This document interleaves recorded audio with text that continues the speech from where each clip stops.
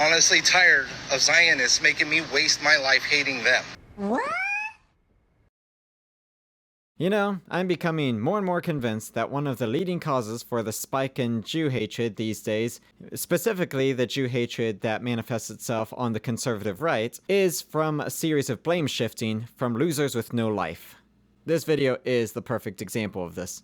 In this video, the moderate case finds some guy, I'm guessing it's probably on TikTok, I'm not sure, but he finds this guy who, as just seen, thinks that Zionists are the ones to blame for his hatred for Zionists.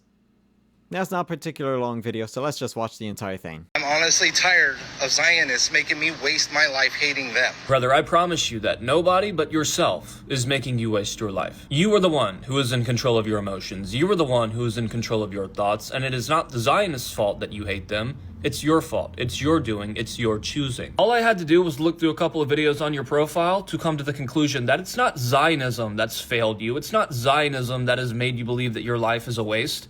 It's you. I'm 41 years old. I have no kids. I have no wife. I have no girlfriend. I am doing a job that anybody can learn to do. You know, I'm not using my college degree for anything, and I'm really not accomplishing anything. I'm just yelling into the void every day. Yeah. Not the Zionists' fault. This is exactly what I mean when I say that people latch onto movements to find some type of value and purpose within themselves, because outside of it, they don't have any. So, I wish this guy the best in life. I hope he finds some purpose aside from hating Israel, Jews, and Zionism. But it's very clear that Zionism is not what has ruined his life. It's his own choices. Honestly. Yep. Exactly. The moderate case did put it perfectly. It's this guy's own choices that are ruining his life. Not the Jews' fault, not the Zionists' fault, not Israel's fault. It's his own guy's fault. The guy in this video is, to be blunt, he's a loser. No, he's not a loser because he's 41 years old with no wife, children, no girlfriend. He's not a loser because he's working at a job that anyone can do. He's not a loser because he's not using his college degree for anything. I do not think he's a loser because of these things, and I would not want to accuse him of being a loser of these things.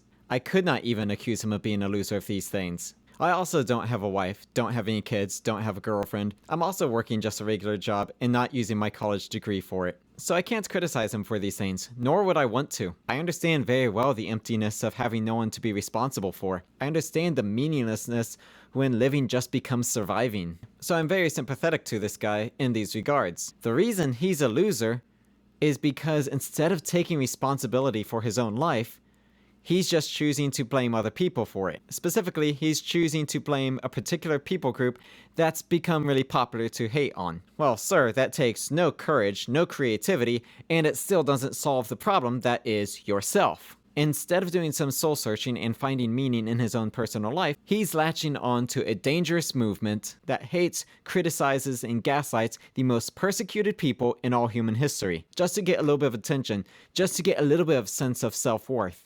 Everybody, this is demonic and it's from the pit of hell, and it should not be tolerated, period. But it goes to a structural problem of an entire generation that has economic resentment. They don't own anything, they're not getting married, they're not having children, they're depressed, they're anxious, they're staring at their screens all day long. And all of a sudden, your extrapolation of all that is, well, it's the Jews' fault. That is sloppy and shallow thinking. And that's what makes him a loser. You've got to find meaning within yourself rather than always blaming the Jews for everything. Instead of that, what could you possibly do in your own personal life to improve your own state of being?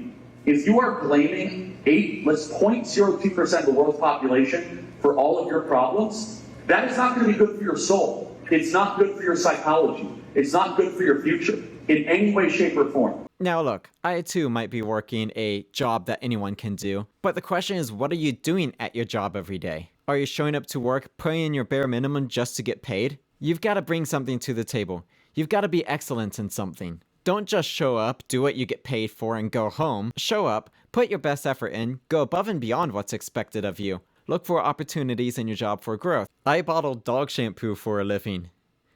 I don't even have any dogs. I'm not a pet person at all. But see, I'm still responsible for showing up, putting my best effort in, and being diligent at work. You can do the same thing at your work.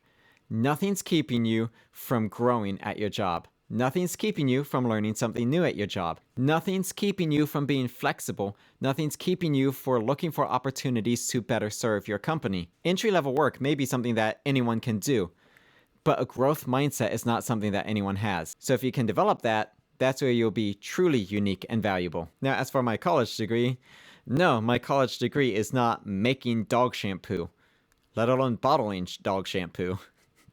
My degree is in music and theology, and though I make a couple $100s a month by playing bass at a couple different churches, it's not really something I'm getting paid a whole lot of money for, but that's okay.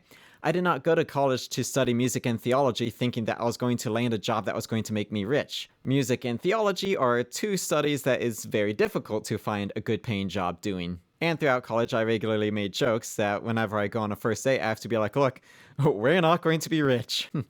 And maybe that hasn't exactly helped my girlfriend case either.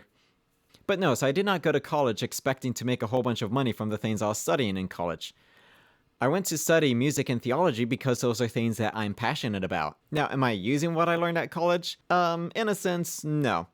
There's nothing that I learned in college that makes it easier to put shampoo in a bottle. Or actually, some of the things I learned about the mechanical work on my guitar actually did translate into some of the mechanical work in some of the machines, which made me well adept to picking up the mechanical side of the job. And sometimes waiting around for maintenance all day just turned into me tinkering and figuring it out on my own, and therefore developing an understanding of the machines at work and how to better optimize them for filling the shampoo bottles. Maybe some of the things I did learn about music does apply to bottling shampoo. But no, I'm using what I learned in college in other ways. Again, I didn't go to college looking to make a whole bunch of money. I knew before going to college that it was expensive and that I was going to spend a lot of time paying it back and that I was not likely to land a job that was going to make me a lot of money.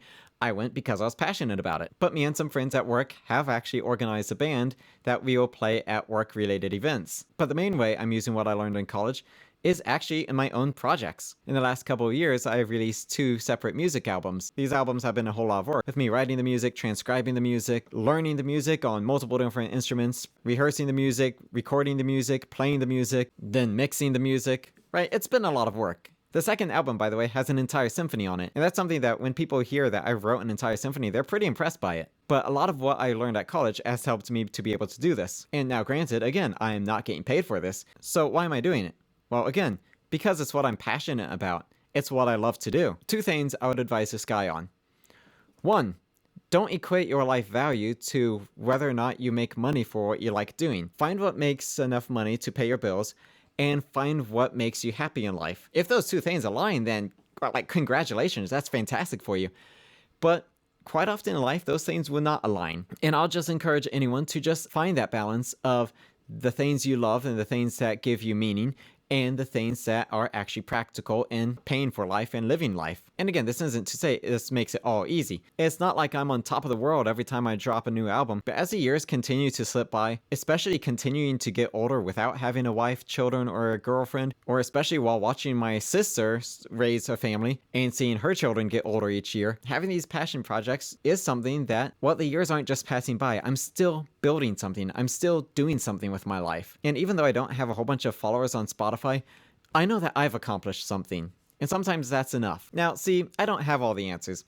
Yeah, I'm lonely at times. As a man, one of our greatest tasks as men is to be responsible and to take care of others. But living the single life with no children, there's no one to take care of. Men need responsibility. And so that is an emptiness that I'm sure this guy feels, and I feel it too. So I don't have all the answers in life, but I can find something to do with life, because life is fleeting. What else are you going to do with it? The years are passing whether you make something of them or not. Are you going to reach the age of 50 and just look back to a whole bunch of video game accomplishments? I have nothing against video games. I enjoy video games.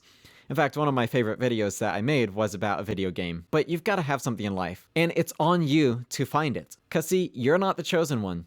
You're not going to come across an ancient artifact that only you have the power to wield and reveal an ancient prophecy that you're destined to save the world. Now, you've got to be an active protagonist in the movie of your life. Take responsibility and take action. You must step out and make life yourself. You will have setbacks, you'll have disappointments, you'll have failings. We all have failings. But the difference between the great and the losers is that the great keep persevering through the failings. The challenges are immense. I'm going to now overcome all those challenges and go on an adventure. I'm going to prove everyone wrong. I'm now not going to be a victim. I'm going to be a victor. The question is this: Whom do you blame when you fail? All too many people choose to blame others to negate their own responsibility, be it the system, racism, sexism, or most commonly, the Jews. Blaming the Jews for your own hatred for Zionists is absolute proof of this. You have a problem. You hate the Jews. Your reaction to your problem is to blame the Zionists for your hatred for the Jews. You cannot overcome your problem of your hatred for the Jews by blaming the Jews for your hatred for the Jews. Like, it sounds so stupid when you say it outright like that. But this is what makes people losers. I'm overweight because of the Jews. Women don't want to date me because of the Jews. How about this? As Jordan Peterson would say, sit up straight with your shoulders back, follow the rules for life, make yourself interesting, learn something new every single day, and instead of pointing at a small group of people and engaging in this brain rot, become a better person. You'll be a happier and healthier, more joyful and productive person. Whom do the Jews blame when they stub their toe, when they fail in life? Do they blame the Jews? Well, yes, that is actually what they do, and that is why they're so successful. So why is it for you, when you blame the Jews, it makes you unsuccessful, but when they blame the Jews, it makes themselves successful? Because the thing that makes you successful is the ability to blame yourself. For the Jews to blame the Jews for their failings is, well, to take responsibility.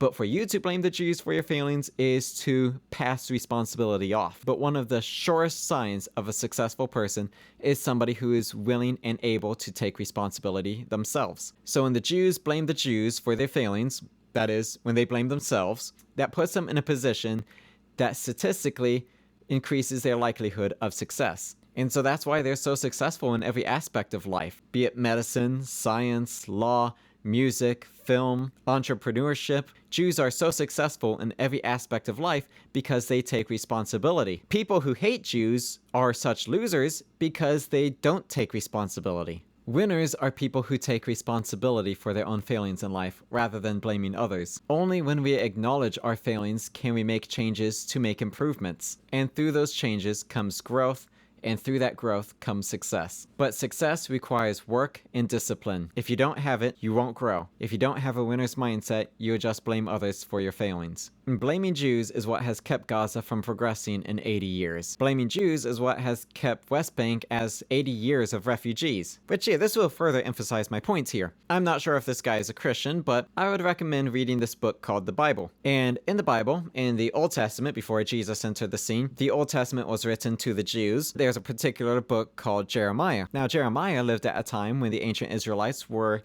living in the Levant, and the kingdom of Babylon came and laid siege on Jerusalem, and after conquering Jerusalem, took off a bunch of the Jews into captivity to Babylon. So about the year 522 BC, Babylon comes down to Judah and Israel, conquers Jerusalem, takes Jews from the name Judah, takes Jews to Babylon, and so this is the time that Jeremiah is living. And so Jeremiah writes a letter to the Jews who were taken captive to Babylon, and he basically says, look, okay, you're going to be there for 70 years.